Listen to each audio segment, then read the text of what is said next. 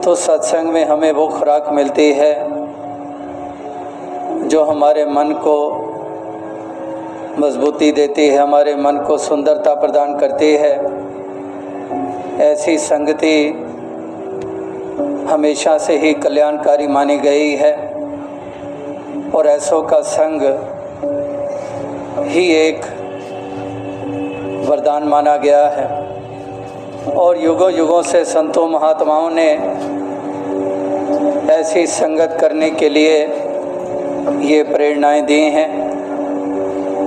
तो आप भी इस सत्संग रूपी पहलू को जीवन में विशेषता देते हैं, इसीलिए अपने कदमों को इस तरफ बढ़ाते हैं जहाँ कहीं पर भी आवाज़ सुनाई देती है उस तरफ ही भक्तों के कदम बढ़ चलते हैं। और ऐसे धाम में जिसको सुख धाम कहा गया है, जहाँ हम जीवन की घड़ियाँ बिताते हैं और वही हमें महसूस होता है कि सबसे सुंदर घड़ियाँ, सुकून और चैन देने वाली, एक आनंद प्रदान करने वाली घड़ियाँ, और जो सत्संग से हमें सीखने को मिलता है, जब उसको साथ लेके जाते हैं फिर वो सुकून और चैन वाली घड़ियाँ भी और लंबी हो जाती हैं।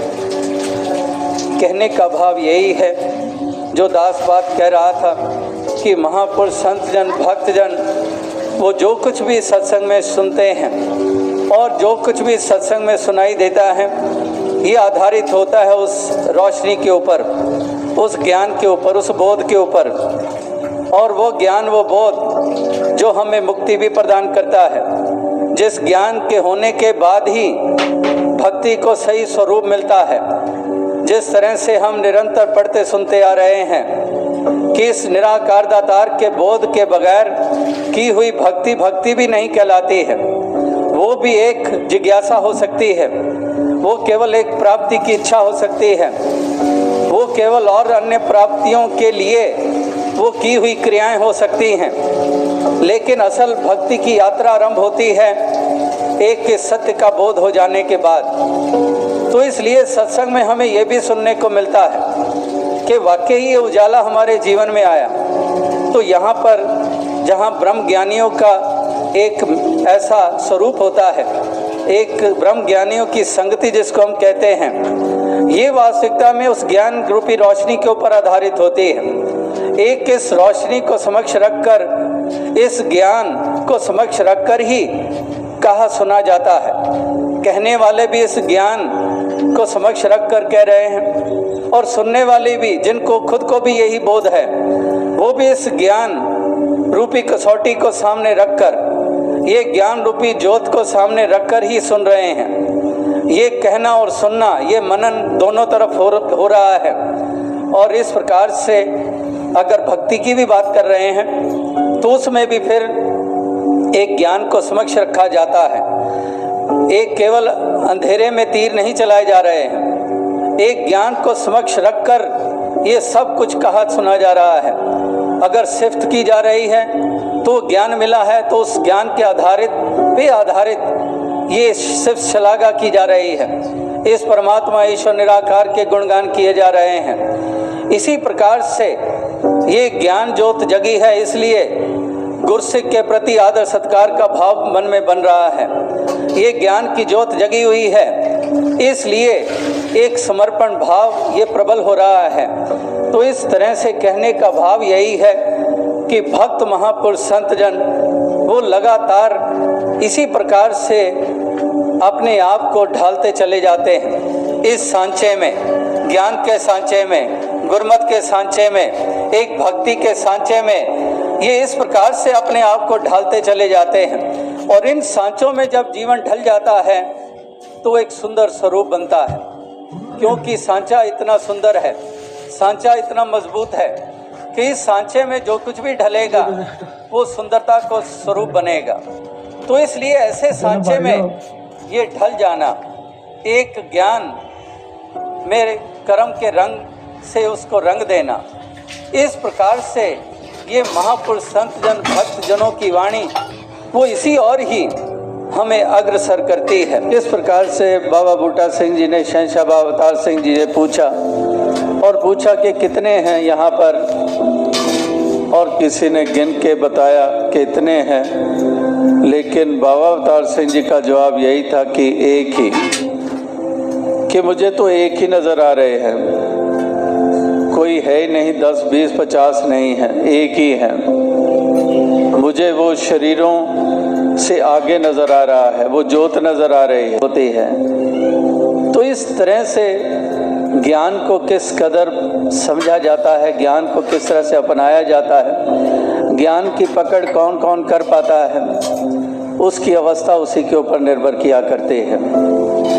तो इसलिए ऐसी अवस्था बन पाए कि वाकई इससे हटकर कुछ और महसूस ना हो, इससे हटकर कुछ और प्राथमिकता या विशेषता हमारी नज़र में ना रखें और हम इसी के हवाले होकर अपने इस जीवन के सफ़र को तय करते चले जाएं कि वाकई ही तू ही है, ये जीवन भी तेरी बदौलत है, एक एक श्वास तेरी बदौलत है। जैसे कबीर जी ने भी कहा है कि कबीर कुकर राम को मुतिया मेरो नाय, गले हमारे जेवरी जय खींचे तह जाएं, कि वाकई ही होते चले जाएं। इस कदर भाग पुरुषों भक्तों ने आप समर्पित किया कि अगर रात को सुबह कह दी तो सुबह है। ये इस प्रकार से ऐसी एक अवस्था ये हर किसी की नहीं होती है, क्योंकि वो आप समर्पित कर चुके, इसलिए वो ना सूरज चढ़ने को दिन मान रहे हैं, ना सूरज ढलने को रात मान रहे हैं। वो तो उसी के साथ जुड़े हुए हैं जिधर इशारा आ रहा है। इस प्रकार से ये संतों महात्माओं की एक अवस्था ये युगों युगों से, इसलिए वो इससे प्रीत अपनी बनाते चले जाते हैं, इससे अपनी प्रीत निभाते चले जाते हैं। आठों पहर इसी के साथ अपना नाता जोड़े रखते हैं, हर हाल में जोड़े रखते हैं। चाहे कैसी भी जीवन में घड़ियां आ जाएं, वो इसी को विशेषता देते चले जाते हैं। जीवन में उतार आते हैं, चढ़ाव आते हैं, एक रस, ये हर पल अपने जीवन का इसी को समर्पित करते हैं। ये चाहे कैसे भी समय आ जाते हैं, ये मालिक के साथ अपना नाता तोड़ते नहीं हैं, ये इसको हमेशा विशेषता दिए चले जाते हैं। तो हर हाल हर वेले हर हाल दे अंदर करदा रब दा शुक्र कि हर वेले हर हाल दे अंदर, कि हर वेले मतलब कि हर वक्त और हर हाल, कैसे भी समय कैसी भी घड़ियां, करदा रब दा शुक्र। तो इस प्रकार से ये संतों ये महत्ता इसीलिए है संसार के तुल्य। संसार कदम कदम के ऊपर रंग बदलता है, संसार कदम कदम के ऊपर हम देखते हैं कैसे उसमें बदलाव आते हैं, क्योंकि उसका आधार वो अपने आप में बदलने वाला होता है। एक आधार जो भक्त लेते हैं वो बदलने वाला नहीं होता है। एक टेक, एक का ही विश्वास, ये इसी को ही हमेशा अपनाए रखते हैं। जो अडोल है उसी की टेक, उसी का आधार, जो अडोल है, जो कायम रहने वाला है, जो डोलायमान नहीं है, जो आता जाता नहीं है, भरोसा इसी पे ऊपर विश्वास इसी की टेक लिए रखता है कि वाकई ही इसका दामन, जैसे कबीर जी ने कहा कि राम ना छोड़िए तन धन जाए ता जाए, कि इस राम को नहीं छोड़ते हैं, सरी को नहीं छोड़ते, इसका दामन हमेशा थामे रखते हैं।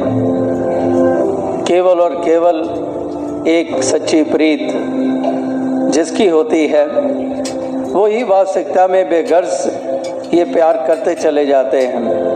वही हैं जो हर हाल में इसी को विशेषता देते चले जाते हैं, इसी को प्रधानता देते चले जाते हैं। क्योंकि संसार और दुनिया खुद इस तरह से जीता है, इस तरह की उसकी अपनी भक्ति होती है, इसलिए भक्तों को भी डुलायमान करने की कोशिश करते हैं, भक्तों में भी शंका पैदा करने की कोशिश करते हैं।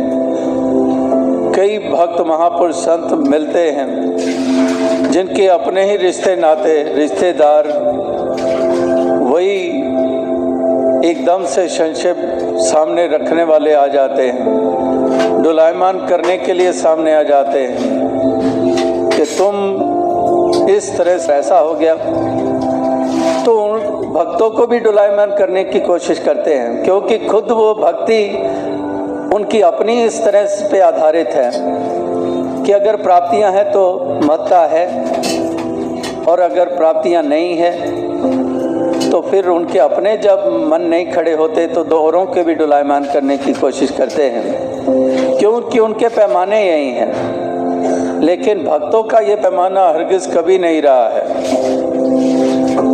ना कबीर जी के लिए रहा, ना किसी और के लिए रहा। वो तो इसी को ही कर्ता मानकर, इसी को कर्ता जानते हुए, इसी को ही समर्पित हुए रहे, तो उन्होंने निभाई। ये इसी को सच्ची प्रीत कहा है, एक सच्चा प्रेम इसी को कहा है। वही बात जो अभी पढ़ी गई पंक्ति कि बेगर्ज ला गर्ज जो है वही सच्ची प्रीत होती है। गर्ज दियाँ बुनियादा थे जो टिके आए वो प्यार नहीं, जो गर्ज की बुनियादों के ऊपर टिका हुआ है वो कभी प्यार हुआ ही नहीं है, उसको प्यार माना ही नहीं जाता है। और अगर मालिक खालिक के भी साथ भी प्रीत की बात हो तो वो भी अगर गरज के कारण है तो वो प्रीत नहीं है। वे गर्ज जिना दी उल्फत है, वो नमाज की कीमत नहीं मांगते कि वाकई वो नमाज की कीमत नहीं मांगते हैं। वो ला गर्ज, वो बुनियाद जो है वो गर्ज वाली बुनियाद नहीं है, वो बुनियाद है, वो सच्ची प्रीत मानी जाती है। जो मीरा भी अपनी प्रीत निभाती है, चाहे अपने सखी संबंधी ही जहर के प्याले भेज रहे हैं, बदनाम कर रहे हैं, लेकिन वो कायम है, वो अपने मार्ग पर कायम है, वो अपने विश्वास के ऊपर कायम है, वो अपनी प्रीत के ऊपर कायम है, उससे कभी भी कदम डगमगाने नहीं दे रही है। आप भी अडोल रहे, दूसरों को भी अडोलता देते चले जाते हैं। आप भी विश्वासी बनते हैं और आप खुद पक्के होते हैं, औरों को भी परिपक्वता प्रदान करते हैं। इसीलिए शहंशाह बाबा अवतार सिंह जी के वचन के पक्कों के साथ नाता जोड़े रखे, कच्चियां दे नाल मिलोना, दुनिया लख भुलेखे पावे, अपनी थां तो हिलो ना।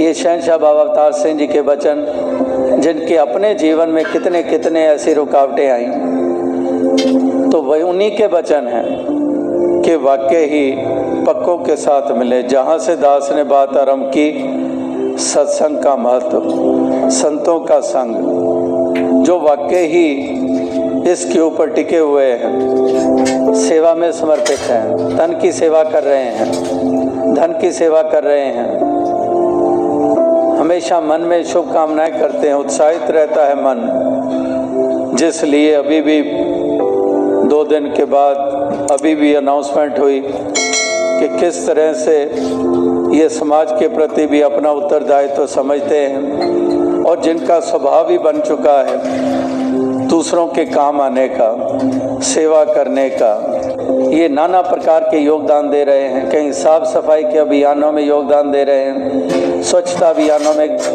योगदान दे रहे हैं, कहीं पर अपना रक्त रूपी दान दे रहे हैं, परोपकार के कार्यों में योगदान दे रहे हैं, समागमों में जा रहे हैं, सत्संग में जा रहे हैं, उसके प्रति सेवा कर रहे हैं, वर्दियां पहनकर कर रहे हैं। तो किस प्रकार से ये एक दूसरों के प्रति काम आने के जज्बे के सत्संग से ही प्रेरणाएं मिली सेवा करने की, और इसलिए महापुरुषों का संग मिला, उत्साह मिले सेवा करने के प्रति भी समर्पित तन मन धन करके सेवा कर रहे हैं, और इस निरंकार का सुमिरन, इसका एहसास आठों पहर करते हुए इस जीवन के सफ़र को तय कर रहे हैं। तो वाकई ऐसे भक्तों के ऊपर ही एक बलिहार जाओ जो शब्द हम सुनते हैं कि वाकई ही उनके ऊपर बलिहार जाते हैं जो वास्तविकता में इस प्रकार का जीवन जी पाते हैं, जो जीवन के सफ़र को इस प्रकार से तय कर पाते हैं, उन्हीं के ऊपर बलिहार जाऊं, ये गुरु भी कहता है। तो आओ साथ संगत, यही अरदास, यही प्रार्थना कि दातार कृपा करे कि सभी को ऐसी तौफीक दे, सभी को ऐसी शक्ति दे, ताकि सभी इस कदर अपने इस जीवन के सफ़र को तय कर पाएँ। और साथ संगत, इसीलिए महापुरुष संत जन हमेशा माने गए हैं कि ये आगे बढ़ने वाले होते हैं, ये प्रोग्रेसिव होते हैं, ये इस कदर अपने कदमों को आगे बढ़ाते चले जाते हैं, ये भक्ति करते चले जाते हैं, प्रीत निभाते चले जाते हैं। साथ संगत जी, धन्य।